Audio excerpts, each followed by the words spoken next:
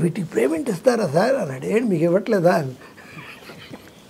అయ్యో మాకంటే శాలరీ అండి అంటే నాకు అదే మరి నా పనే ఇది కదా అని.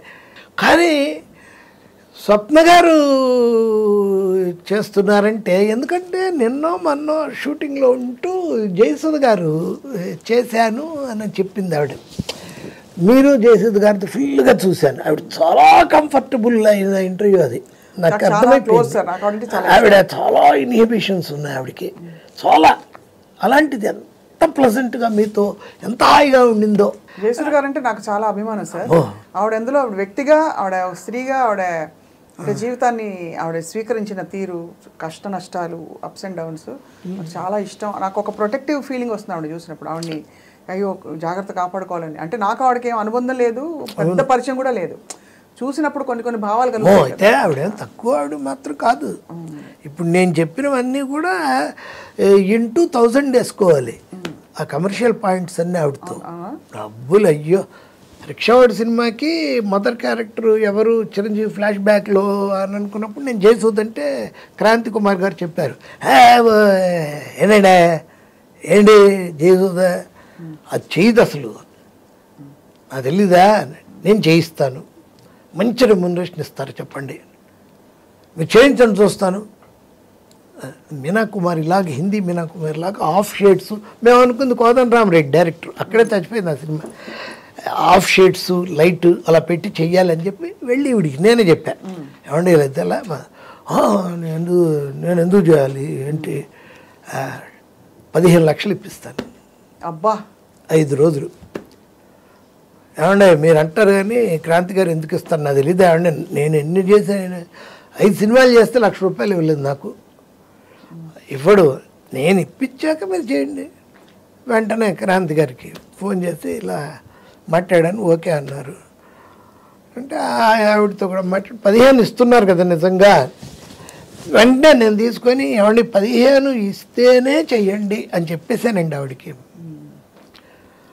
ఇచ్చేసాడు 15 lakhs. అంటే డబ్బు చాలా అసలు ఆవిడ. నేను నూతన్ ప్రసాద్ నన్ను పిలిచి ఒకసారి ఏదో అర్జెంట్గా ఇంటికి రండి ఒకసారి నాకు చెన్నైలో మాదొక సిట్టింగ్ జరుగుతోంది. ఫస్ట్ వైఫ్స్ క్లబ్ అని ఒక ఇంగ్లీష్ పిక్చర్ చూసి వీడికి ఆ పిక్చర్ బాగుంది సినిమాలు, ఒక కథను అత్త తయారు చేస్తున్నారు ఫస్ట్ వైఫ్స్ క్లబ్ అని.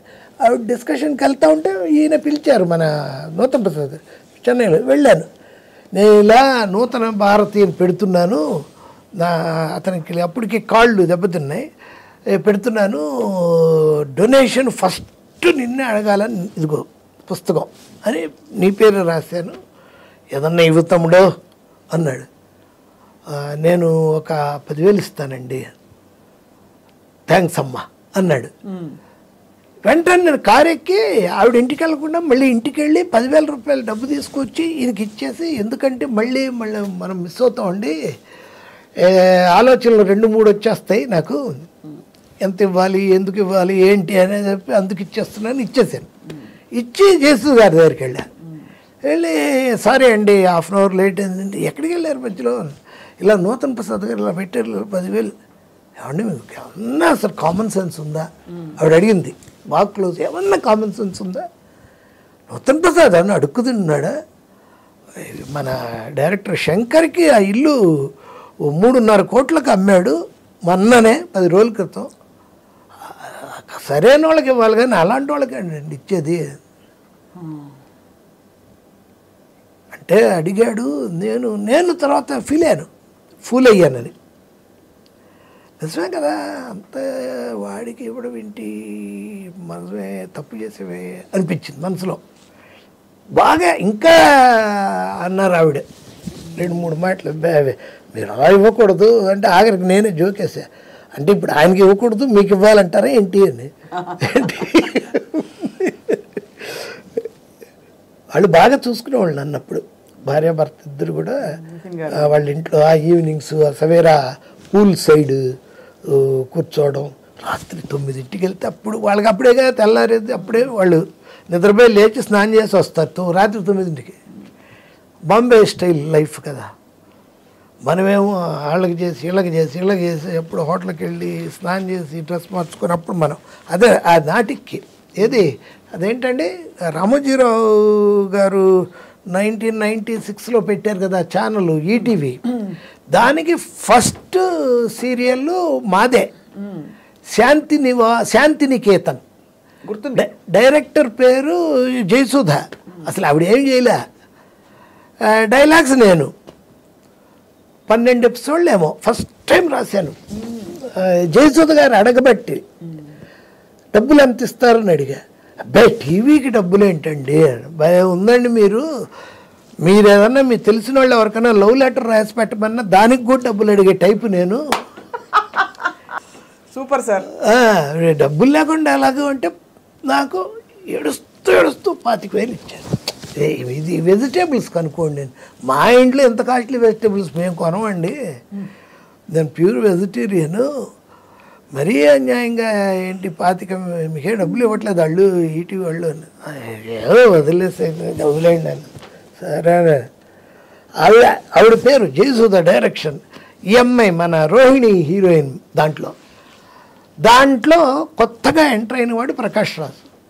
రోజు మా ఇంటికి వచ్చేవాడు టక్ చేసుకొని, దాంట్లో వేషం ఇచ్చామని. ఇవాళ ఎలా సార్ ప్రకాష్ రాజు గారు అంటే టాప్ బిగినింగ్ అది అతనిది.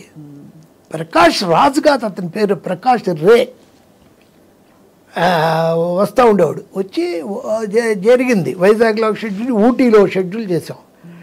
సడన్గా వచ్చి, సార్ నాకు బాలచంద్ర సినిమాలో ఛాన్స్ வந்தாச்சு சார், இது கிடைக்கலன்னா ரொம்ப கஷ்டமாயிடும், நீங்களே எப்படியாவது சொல்லி நான் சொல்ல முடியாது அந்த நிதின் கபூர் கிட்ட, அவர் கேட்கவே மாட்டார் సార్, நீங்கள் எப்படியாவது சொல்லுங்க అంటే నా పండ్రా అని చెప్పి ఆ రోజు సిట్టింగ్కి వెళ్ళినప్పుడు రోజు రాత్రులు మాది 9 నుంచి 12 దాకా వెళ్ళినప్పుడు ట్విస్ట్ అని అడిగారు కదా మీరు, ఒక ట్విస్ట్ పెడుతున్నాను ఏంటి అని అంటే, కొడుకు 20 ఏళ్ళు తర్వాత అయిపోయాక ఏదో వస్తాడు.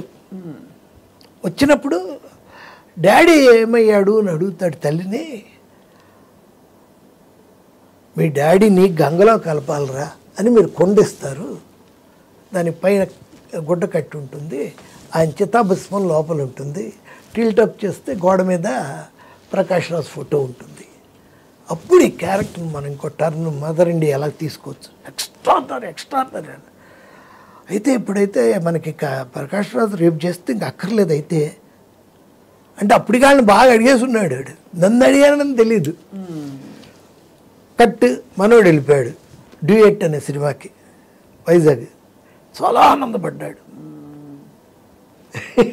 మెయిన్ ఇండస్ట్రీ కరెక్ట్గా ఇవాల్వ్ అవుతున్న గొప్ప ఎరాలో మీరు ఉండడం కూడా అన్ని అంటే అందరు టాప్ ఎవరైతే మూల స్తంభాలు ఉన్నారు ఇండస్ట్రీకి, మరీ ఆ తరము కాదు మరీ ఇప్పుడు తరము కాదు, మధ్యలో ఈ పిల్లర్స్ ఎవరైతే ఉన్నారో వాళ్ళందరితో కలిసి పనిచేసిన ఘనత సార్ మీది. నిజంగా నేను అన్నట్టు ఒక మంచి సిరీస్ మనం దీని మీద డివైస్ చేసి చేయాలి మీ అనుమతితో, అన్ని రకాల అనుమతులతో. నాకు బాగా అన్ని రకాలు కాదు, అదేంటి అలా నేను చెప్పగలను. అందుకే పైగా మీరేమనుకుంటున్నారు కానీ నేను మీరు అసెట్ నాకు అనుకుంటున్నా. ఓహో, మీకు అంత అవును, మీకు అనుభవం పండిపోయారు కదా యాంకరింగ్లో. అసలు ఇంట్లో కూడా మీరు ఒక సోఫా ఎదురుగా కెమెరా లేకపోతే మాట్లాడరేమో. నేను అసలు ఇంట్లో మాట్లాడండి సార్, పాట పాడుకుంటా. అంతే, సూపర్. బాగా ఇష్టం మీకు పాటలు అంటే ఇష్టం సార్. అలాగే మాటలు జీవితాలని చదవడం, తెలుసుకోవడం, చూడడం, అనుకోవడం అవి కూడా ఇష్టం. కాబట్టి ఇలా కళ్ళ కట్టినట్టు మీరు చూపించిన బోర్డు అని కథలకి మీకు ధన్యవాదాలు. అది త్వరలో మళ్ళీ కలుద్దాం తోటపల్లి మధు గారు. Thank you. నాకు కూడా ఈరోజు I will call it is a day. Swapna గారు లాంటి ఒక అద్భుతమైన యాంకర్ గారితో చేయడం, దీనికి సంబంధించి నన్ను ఇక్కడికి తీసుకురావడానికి కారకులైన సంజయ్ కిషోర్ గారికి, ఐ డ్రీమ్ నాకు ఇష్టమైన టీఎన్ఆర్ గారే పాపం చాలాసార్లు చేస్తా అనేవాళ్ళు. మేము ఇద్దరం సినిమాలు కూడా చేసాం. అది ఇలా తీరినందుకు I'm very very happy. Thank you sir. నమస్కారం. నమస్తే.